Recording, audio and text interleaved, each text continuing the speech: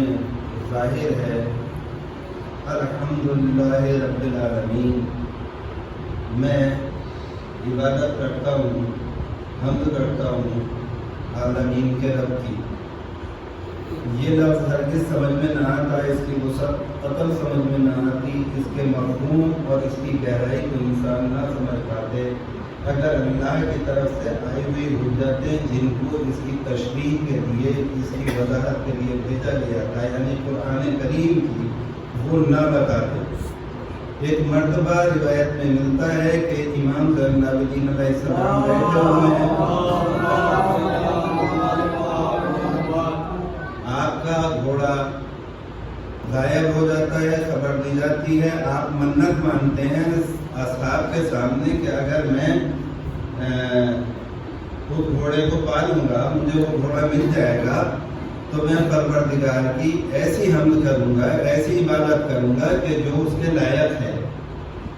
اب بظاہر یہ لفظ ایسا تھا، ساتھ بیٹھے ہیں وہ اتفاق سے، کیونکہ وہ تو سب ہدایت کے لیے سارے سرچشمے تھے اور تذکرے تھے، وہ مل جاتا ہے۔ جب ملا تو اب جو اصحاب کا مجمع ہے اور سب سوالیہ نشان، جس طرح آپ لوگ بیٹھ جاتے ہیں مجلس میں کہ اب جانے کیا بولیں گے، چہرے اٹھا کے دیکھتے ہیں، تو آپ لوگ دیکھ رہے ہیں کہ امام نے چونکہ یہ وعدہ کیا ہے کہ میں ایسی حمد کروں گا جیسی تیرے لائق ہے، جو تیرے لائق ہے، یعنی اللہ کی ایسی عبادت کریں گے امام زین العابدین علیہ السلام، تو وہ کون سا طریقہ ہوگا، وہ کون سا ڈھنگ ہوگا۔ جیسے خبر ملی کہ گھوڑا مل گیا، مولا فرماتے ہیں الحمدللہ۔ اب اس لفظ کی وسعت، معنی، گہرائی اور وسعت کو ذرا سوچ کر دیکھیں، فرماتے ہیں الحمدللہ۔ اب مجمع منتظر ہے، اصحاب منتظر ہے کہ پتہ نہیں اب کون سا عمل امام بجا لائیں گے، کیا ہمیں اب دکھائی دے گا، کس طرح سے وہ عبادت کریں گے۔ سب بیٹھے، ایک مرتبہ دیکھا، کہا مولا آپ نے ایک منت مانی تھی، کہا کیا کہ تیری عبادت کروں، کہا کر تو دی، صلوات پڑھے محمد والے۔ تو ایک لفظ میں ایسی وسعت ہے، ہم ہر کس نہ سمجھ پاتے، پہچان نہ پاتے۔ اب ذرا اس پس منظر میں، قول امام کی روشنی میں، عمل امام کی روشنی میں ذرا مومنین غور کر کے دیکھیں، سوچ کر دیکھیں، تو یہ بات سمجھ میں آئے گی، واضح ہوگا کہ کتنی وسعت ہے اس لفظ میں جو ہم کہتے ہیں الحمدللہ۔ یعنی اب اس کی حمد ہو رہی ہے کہ جو سوتا نہیں ہے، اب اس کی حمد ہو رہی ہے کہ جس کے نہ کوئی اولاد ہے، نہ جو کسی سے پیدا ہے۔ اب سوچتے جاؤ، سوچتے جاؤ، جواب ملتے چلے جائیں گے۔ تو جہاں یہ سوال پیدا ہوتا ہے کہ انسان کس طرح سے سمجھے کہ اس کا عمل کیا ہونا چاہیے، اس کے خصائل کیا ہونا چاہیے، اس کو دین کی پیروی کیسے کرنا چاہیے، تو وہ ہرگز سمجھ میں نہیں آ سکتا کہ جب تک کہ حضور سرور کائنات اور ان سے مشتق اور ان کے جیسے ان حاکیان برحق کی بارگاہ میں نہ پہنچا جائے۔ میں ایک بات کہہ گیا ہے گفتگو کے دوران، توجہ ہے نا بھئی، اگر غلط کہا ہو تو اس کو درگزر کیجیے گا، اور اگر صحیح بات لگے تو میں سمجھتا ہوں کہ اسے آپ سب کو سماعت کر ہی لیں گے۔ تو میں نے کہا کہ ان کے جیسے، اب ایک طرف تو یہ میں کہہ رہا ہوں، اور ایک طرف اگر کوئی کہتا ہے کہ صاحب معاذ اللہ حضور ہم جیسے بشر، تو آپ اس کے لگتے لینے کو تیار ہیں، آپ اس کی بات ماننے کو تیار نہیں۔ تو پھر سوال کیا ہے، دونوں کے درمیان میں فرق کیا ہے؟ میں نے اس سے قبل کی تقریر میں الفاظ کے درمیان کے فرق کو واضح کرنے کی کوشش کی تھی کہ مفاہیم بدل جاتے ہیں، ذرا سارا لفظ ادھر ہوا ادھر ہوا، اور وہی جو بات میں نے جہاں سے بیان کو اپنے چھوڑا تھا کہ انسان جو ہے وہ ایک خلات عام فصیح ہے اور ایک حقیقت ہے، ایک حقیقی معنی ہے، اور ایک وہ ہے کہ جو عام میں مشہور ہو جاتا ہے۔ میں نے ایک سابق مثال اپنے اوپر پیش کی تھی، آپ نے سماعت فرمایا تھا، بات جہاں سے چلی تھی وہیں سے آج آغاز کر لیتے ہیں۔ عزیزو بزرگان من، میرے عرض کرنے کا مقصد یہ ہے کہ جو فقہ ہم مانتے ہیں، دنیا میں یہ فقہ کون سا مشہور ہے؟ فقہ جعفری. مجھے جواب ملا تھا، میرے نوجوانوں نے، میرے بھائیوں نے جواب دیا تھا فقہ جعفری. میں نے سوال کیا تھا کہ کیا جعفر محمد نہیں ہے؟ اگر جعفر بھی محمد ہیں، باقر بھی محمد ہیں، رضا بھی محمد ہیں، علی نقی بھی محمد ہیں، کل ائمہ اگر محمد ہیں، تو پھر اس امام وقت کے ساتھ میں مفہوم کرنا کیسا، منسوب کرنا کیسا؟ معلوم ہوا کہ یہ تاریخ میں جو غلط عام فصیح کا سلسلہ تھا، یہ کہاں سے شروع ہوا کہ ایک دیسی کہاوت مشہور ہے کہ اگر آپ کسی پر کوئی الزام لگائیں تو وہ پلٹ کر آپ پر الزام لگائے گا، چاہے وہ اس کے وزن کا ہو یا نہ ہو، لیکن گفتگو کا جواب گفتگو میں دینے کی کوشش کرے گا. وہاں کیا تھا کہ فقہ بنے ائمہ کے. اب تاریخ میں میرا آ جائے، آپ کے سامنے کی بات کرتا ہوں. فقہ بنے ائمہ کے جو ائمہ وقت تھے، ایک گفتگو میں نے کی تھی کہ شداد تھا، نمرود تھا، فرعون تھا، اپنی طرف سے اعلان تھا، پبلک سے اصرار تھا، ادھر بھی وہی عالم تھا. اپنے علم کے جو جوڑ توڑ تھے، جو خوشہ چینے دسترخوان اہل بیت تھے، جو علم چک کر لائے تھے، بس وہی ان کی کرامتیں، ان کی فضیلتیں، ان کا بڑپن بن گیا. اسی کا استعمال یہ کیا کہ اب انہوں نے فقہ بھی ائمہ کے نام سے جب منسوب کیے تو اب برابری کہاں ہو، تمثیل کہاں ہو، مثال کہاں دی جائے. تو کہا یہ فقہ فلانے امام کا، یہ فقہ فلانے امام کا، یہ فقہ فلانے امام کا، اور یہ فقہ جعفریہ. توجہ رکھیے گا، انشاءاللہ محفوظ ہوں گے. یہ فقہ جعفریہ. اچھا بھائی، جس دین کو مان رہے ہیں، کلمہ پڑھ رہے ہیں، قرآن پڑھ رہے ہیں، نمازیں پڑھ رہے ہیں، روزے رکھ رہے ہیں، حسن سلوک کر رہے ہیں، اخوت کے درس دے رہے ہیں، تعلیم حاصل کر رہے ہیں، تعلیم کی تبلیغ کر رہے ہیں، گرجا و پکا کر تمام چیزیں ہیں. یہ دین کون سا دین ہے؟ کہا دین محمدی. کوئی اعتراض کسی کو؟ دین محمدی. تو اگر دین محمدی ہے تو آدم کا دین کیا تھا؟ تو شیس کا دین کیا تھا؟ تو متشلہ کا دین کیا تھا؟ تو یحییٰ کا دین کیا تھا؟ تو زکریا کا دین کیا تھا؟ تو موسیٰ کا دین کیا تھا؟ تو عیسیٰ کا دین کیا تھا؟ 1,23,000 انبیاء کا دین کیا تھا؟ اگر یہ دین محمدی ہے، پتہ لگا نہیں ہر بچہ فطرت اسلام پر پیدا ہوتا ہے. ارے اسلام کیا ہے؟ اسلام دین ہے. تو دین کس کا ہے؟ دین ہے خدا کا، فقہ ہے محمد کا. صلوات پڑھے محمد والے. نہ دین دین محمدی، نہ فقہ فقہ جعفری، نہ فقہ فقہ کسی ائمہ، بلکہ فقہ محمدی ہے. اور دین دین خدا ہے اسلام. صلوات پڑھے بر محمد والے. نوجوانوں تک میری بات پہنچی؟ میں امید کرتا ہوں کہ بڑے غور و خوف سے میری بات سنا کرتے ہیں. کوئی بھائی کر کے، کوئی دوست کر کے، کوئی عزیز کر کے. ارے بھائی دیکھو، یہ عزیز ہونا الگ بات ہے، جو میں کہہ رہا ہوں اس کی گہرائی میں اتر کے اس کو مان لینا الگ بات ہے. ورنہ دائیں بائیں رہ کر تو جانے کتنے لوگ کامیاب ہو جاتے. کوئی کامیاب نہیں ہوا. کامیابی تب ملتی ہے جب غور سے سن بھی لو اور اس پر عمل بھی کر دو. صلوات پڑھنے پر محمد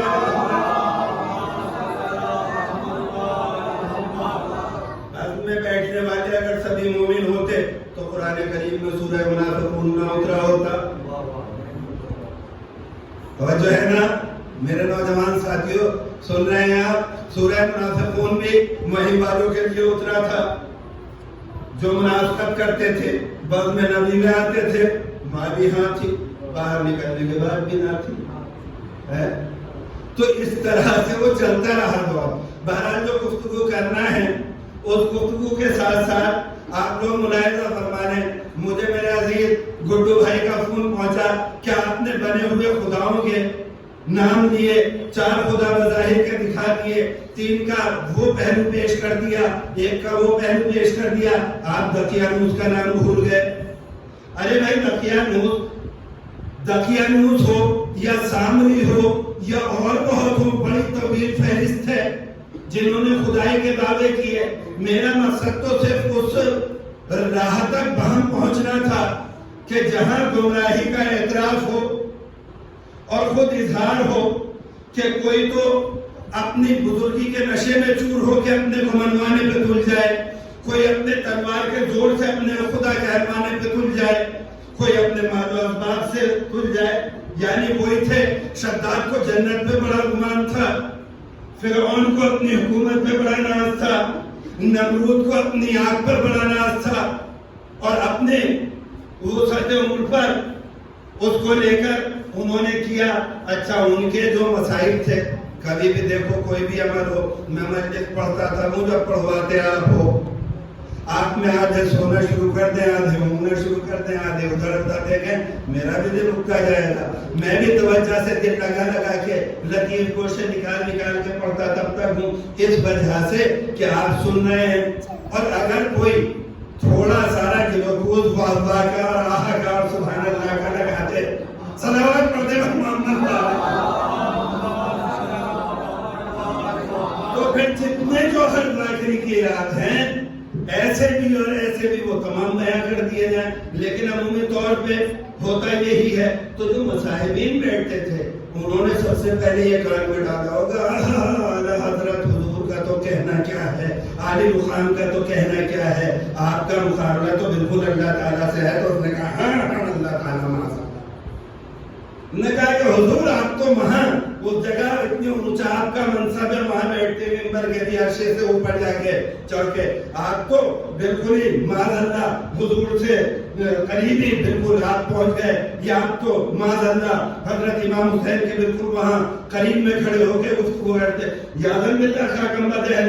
یہ پبلک کا چاہنا اور اپنی عقل کا بروئے کار لانا. ارے میری جو اوقات ہے مجھے وہ سمجھنا چاہیے. پبلک تو مجھے جانے کے ایسے کیا بنا دے گی، مجھے وہ نہیں بننا چاہیے. اب اگر بن گئے تو وہ خلافتیں، وہ رعونتیں، وہ بادشاہتیں پھر وہ قیامت تک باقی رہنا چاہیے تھی. کہ تم بادشاہ بن گئے، اپنے آپ کو خدا کا تصور کر لیا تم نے، تم اتنے بڑے ہو گئے. لیکن نہیں، وجود سامنے آتا رہا، تاریخ سامنے آتی رہی، حالات سامنے آتے رہے. اور نوجوانوں میری بات کو بہت دھیان سے سن لو. بعد جب دقیانوس کی سوال کیا تھا تو تھا اپنے زمانے میں ایک اور دقیانوس بھی کہ وہ چاہتا تھا تو حسین نے وہی جو ان کی خاندانی وراثت تھی. آپ یہ نہ سمجھے کہ حسین ایک دن میں تیار ہو گئے تھے کربلا جانے کے لیے. یہ بھی نہ تصور کرے کہ یزید ایک دن میں پیدا ہو گیا تھا، بس اسی دن بنا تھا اور اسی دن اس نے وہ سوال کر دیا تھا. نہ یزید ایک دن میں پیدا ہوا، نہ حسین ایک دن میں تیار ہوا. حسین کا مقصد ولادت ہی یہ تھا اور یزید کو ولادت کے بعد سے تیار کیا جا رہا تھا یزید بننے کے لیے. دقیانوس فطرت اپنی پورے جاہو جلال حشر کے ساتھ یزید کو جانے کیا منوانے پہ تلے ہوتے تھے. ادھر جو سیرت حسین کے خاندان کی تھی، مرتبہ حسین کا خاندان کا تھا، خود کے حساب سے حسین کو تیار کیا جا رہا تھا، حسین کو درد دیا جا رہا تھا. تو حسین اپنی وہ وراثت لے کر آئے جو حضرت آدم سے لے کر ختم المرسلین تک، اور آپ کے والد محترم اور والدہ ماجدہ یعنی خاتون جنت سے آپ کو وہ تمام اثاث لے کر حسین میدان میں تھے. اور ادھر سے یزید جو اسے ملا تھا کہاں سے؟ حرب سے. کس کو؟ امیہ کو. امیہ سے ابو سفیان کو، ابو سفیان سے امیر شام کو وہ وراثت لے کے آ گیا یزید. کیونکہ وہاں تخت و تاج والے اسلام کی ضرورت تھی. ان کے وہ خطوط آج بھی تاریخ کا اہم حصہ بنے ہوئے عزیز. اور وہ خطوط کیا تھے؟ معاذ اللہ نہ محمد پر کوئی وحی آئی تھی، نہ محمد کوئی اللہ کے رسول. معاذ اللہ. یہ تو ایک ساحر کا سحر ہے، جادوگر ہے. تو ان کا عقیدہ، ان کا یقین، ان کا مطلب اسی سے ظاہر ہو جاتا ہے کہ یہ لوگ کیا تھے اور چاہتے کیا تھے. یہ بھی کوئی معمولی عمل نہیں تھا جو اچانک یہ انجام پایا اور وجود میں آیا. وہاں کی تیاری کیا تھی؟ اللہ پہچان کر رہا تھا. یہاں سے میرے بچے بہت خوش اسلوب سے، بس چند ساتھ آپ کی توجہ چاہوں گا کیونکہ ماشاءاللہ اللہ سلامت رکھے ذاکر اول کے وجدانی سوچ فانی اور مرثیت فانی کے بعد جو بھی گفتگو نثر میں کرنے بیٹھتا ہوں وہ آپ لوگوں کے سماعتوں تک میں پہنچا سکوں. مجھے یہ بھی برابر کا میرا دماغ جو ہے پیرالل یہ چلتا رہتا ہے کہ کہیں تھکان کا غلبہ ہوگا کہیں یہ ہوگا. لیکن ساتھ ہی یہ بھی ہے کہ جب میں نے یہ دیکھ لیا کہ یہ گڈو بھائی بیٹھے ہیں، ان کی آدھی آنکھیں بند ہیں، دیکھا کیسے میں نے، بس لمحے بھر کا ساتھ چاہتا ہوں منزل تک پہنچ جائیں گے. کیسے دیکھا؟ اب اس سلائڈ کو گل کر دو. مجھے کیا پتا نشان چاچا ممبر کی طرف میں پیر پکڑنے کے بعد میں سو رہے ہیں جاگ رہے کون ہے کیا ہے. اگر لائٹ ہے روشنی ہے تو مجھے نظر آ رہا ہے کہ کاشف مسکرا کے دیکھ رہے ہیں، انہیں فضائل پسند آ رہے ہیں، یہ خوش ہو کے سن رہے ہیں، یہ داد تمام تاثر سامنے آ رہا ہے. لیکن آپ تو سامنے کر رہا ہے. اب آپ سامنے بیٹھے ہیں، میں ادھر کو دیکھ کے لگاتار پڑھتا رہوں بولتا رہوں، مجھے کیا معلوم کس سے گفتگو چل رہی کیا ہو رہا. 1 منٹ کو ہٹا اور میری پوری مجلس رائے گاں ہو گئی. تو مجلس کو قائم رکھنے کے لیے مجھے آپ کی توجہ آمنے سامنے چاہیے. صلوات پڑھیں محمد علیہ.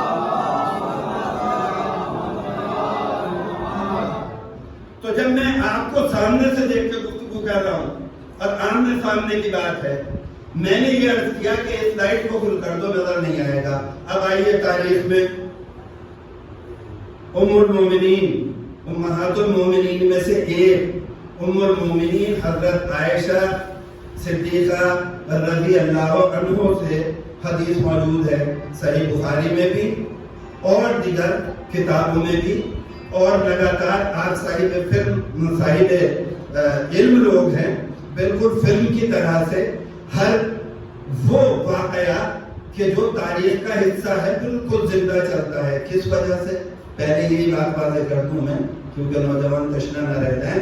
یہ اس وجہ سے چلتا ہے عزیزوں، میں آپ کو بتا دوں کہ دنیا کا کوئی تذکرہ، کوئی ذکر، کسی کتاب کی تفسیر، کسی نبی کے واقعات اتنے محفوظ نہیں ہے جتنے حضور سرور کائنات اور ان کی آل پاک کے ہیں. اس کی وجہ کچھ اور نہیں، آپ توجہ رکھیں میری طرف سے انصات کریے. اس کی وجہ یہ ہے کہ جتنے ذاکر حسین کو ملے اتنے نہ کسی نبی کو ملے نہ کسی رسول کو ملے. جتنے گھر حسین کے کائنات میں بنے اتنے گھر کسی نبی کے نہ بنے. جس کے اتنے ذاکر ہوں لگاتار ذکر ہو تو کون سا واقعہ چھپا رہ جا سکتا.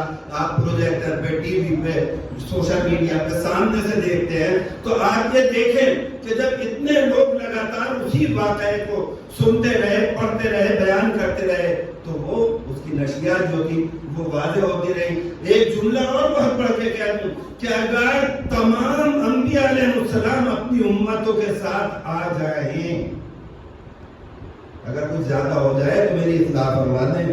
میرے بزرگان من بہت نوجوانوں کے ذہن تک پہنچنے کے لیے عرض کر رہا ہوں، سب لے کر آ جائیں تو پوری کائنات میں حسین کے گھر اتنے ہیں کہ سب سما جائیں گے.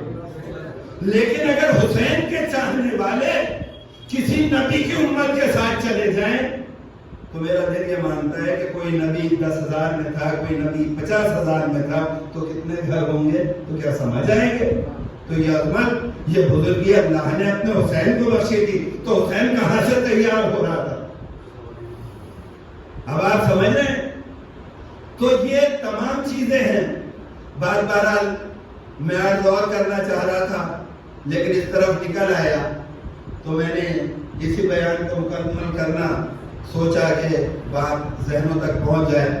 تو جو گفتگو ہم نے سامنے کی ہے بالکل سامنے سے ہو رہی ہے، اس میں تو کوئی گنجائش بچتی نہیں. اور وہ بھی اگر روشنی ہو تو ام المومنین کی حدیث کیا ہے؟ وہ فرماتی ہیں کہ جو سوئی ہوتی ہے ٹھانکا لگانے والی کتنی مہین ہوتی ہے. جانتے ہیں آپ نے دیکھی ہوگی گھر میں سوئی کہ سوئی گر جاتی تھی تو دن میں ہمیں وہ اگر نہیں ملتی تھی تو شب میں جب نبی کریم مرسل اعظم صلی اللہ علیہ وسلم گھر میں تشریف لاتے تھے تو ایسا نور مبارک پھوٹتا تھا کہ پورا گھر روشن ہو جاتا تھا، اور اس روشنی میں، اس نور میں ہم اس سوئی کو اٹھا لیا کرتے تھے۔ حضور کی عظمت، بزرگی اور نورانیت کے لیے ام المومنین کا بیان تمام امت مسلمہ کے درمیان میں موجود ہے۔ تو بھائی اب یہاں سے وہ بات ہے جس کے لیے یہاں تک رحمت دی، اور مجلس کو کر دوں گا انشاءاللہ میں وہیں ملتوی، زندگی بخیر تو کل پھر گفتگو ہوگی، لیکن یہ بات مکمل ہو جائے۔ صلوات پڑھ جائے عبد محمد۔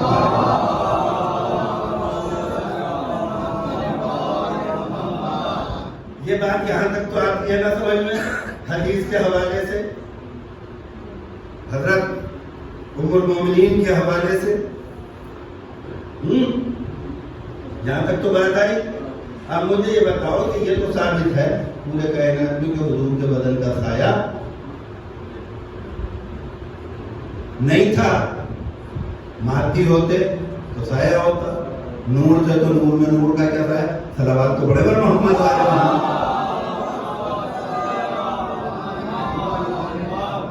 اب حضور تھے نور پر نور۔ اب مجھے یہ بتاؤ کہ باقی دلیلیں اور گفتگو انشاءاللہ جاری رہے گی، بس بات تو یہی مکمل ہو جانی ہے۔ میں نے آپ سے وعدہ کیا ہے، میں اس سے زیادہ زحمت بھی نہیں دوں گا کہ یہ بلب جل رہا ہے، مجھے بڑی دور سے دکھائی دے رہا ہے، مجھے اس میں چہرے بھی دکھائی دے رہا ہے، مجھے اس میں روشنی میں سب کچھ، تو حضور سے جو نور ساتھ ہوتا تھا جب ام المومنین فرما رہی ہیں تو کیا اور نہیں دیکھا ہوگا وہ؟ اور اس زمانے کے لوگ نہیں جانتے تھے اس بات کو؟ وہ لوگ جو شب ہجرت گھر کا محاصرہ کیے کھڑے تھے انہیں یہ بات پتہ نہیں تھی، اور اگر پتہ تھی تو پھر اس بات کو ماننا ہوگا کہ جسے رسول اپنی جگہ چھڑا کے گئے تھے وہ ایسا ہی نورانی تھا جیسے مرسل اعظم ہے۔ صلوات پڑھنا محمد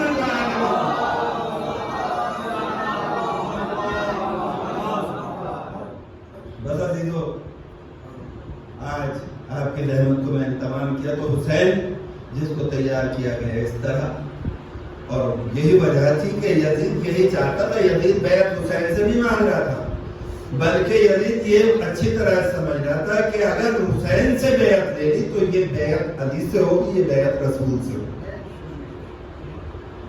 اس لیے وہ اپنے پورے لاؤ لشکر کے ساتھ اور تمام قوتیں لگا کے یہ چاہتا تھا کہ حسین نہ نکل جائیں، حسین سے بیعت میں لے لوں۔ لیکن نبی کا نواسا ربط مسائل کے لیے یہ واقعہ اپنے بچوں کی سماعتوں تک پہنچانے کے لیے میں عرض کر رہا ہوں کہ جب حضور سرور کائنات کا اس کائنات سے رحلت کا وقت آیا تو روایات میں بہت کچھ تحریر ہے، واقعات میں بہت کچھ تحریر ہے، لیکن یہ واقعہ جو میں عرض کر رہا ہوں اسے بھی آپ مطالعہ کر لیجیے گا۔ اگر آپ مطالعے کے شوقین ہیں تو کہیں نہ کہیں اس کو بھی آپ پڑھ لیجیے گا کہ حضرت علی کے سینے پر حضور کا سر ہے، پیر جناب زہرا فاطمہ زہرا بیٹی حضور کی اپنی آغوش میں لیے گئے۔ آخری وقت ہے، نانا نے اس بیٹی سے کہا اپنے نواسوں کے اور نواسیوں کو، جناب فاطمہ نے آواز دی، حسنین نانا بتاتے ہیں۔ حضرت امام حسن اور امام حسین آئے، جب قریب آئے تو ماں نے ایک مرتبہ یاد سے اپنے بچوں کو دیکھا اور دیکھنے کے بعد کہا بیٹا نانا کو سلام کرو، اس لیے کیا بات ہے نانا آپ سے بہت دور جانے والے۔ حسنین علیہ السلام نے سلام کیا، نانا نے شفقت میں اپنے نواسوں کو اپنے بالوں میں ایک کو دائیں جانے کو کہیں جانے کو بتایا، اس کے بعد میں آپ نے ارشاد فرمایا زینب کو بلاؤ۔ روایت میں ملتا ہے کہ جب جناب زینب آئیں تو نبی پاک صلی اعظم نے جناب زینب کے سر سے کپڑے کو ہٹایا، بہت دیر تک بالوں کو بوسے دیتے۔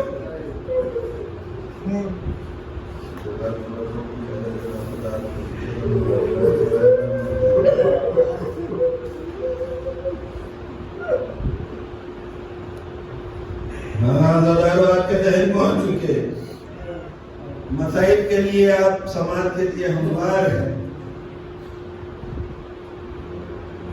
زینب کے بالوں کو بوسے دیے، حسن کے دہن کو چوما، حسین کے گلے کے بوسے لیے۔ ہاں، شہادت مخدوم کربلا کے بعد یہی زینب ہے جس کے سر سے چادر چھین لی۔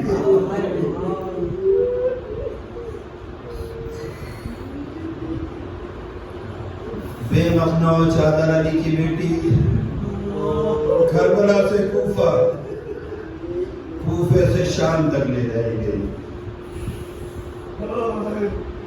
ہائے میری شہزادی زینب، کہاں نانا کی وہ شفقت کہ بال چومنے کے لیے سینٹ ٹفلی میں بالوں سے کپڑا ہٹایا تھا۔ آج وہی زینب ہے، کھلا سر ہے، بالوں میں خاک ہے، بے کجاوا اونٹ پر سوار زینب بازاروں سے گلیوں سے گزرتے ہوئے دربار شام تک اس قافلے کو لے کر پہنچی ہے۔ اللہ رحمت اللہ علیہ۔